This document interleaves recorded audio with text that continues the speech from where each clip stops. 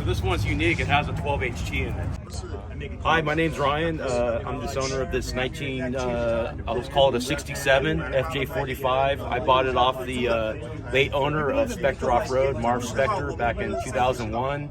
It originally was right-hand drive. When I did the body off restoration, I cut the firewall off and I made it left-hand drive, replaced or refurbished. And, I swapped out the gas motor in 2012 for the turbo diesel, and it's a daily driver. Drive it every day. Awesome, guys. Very cool.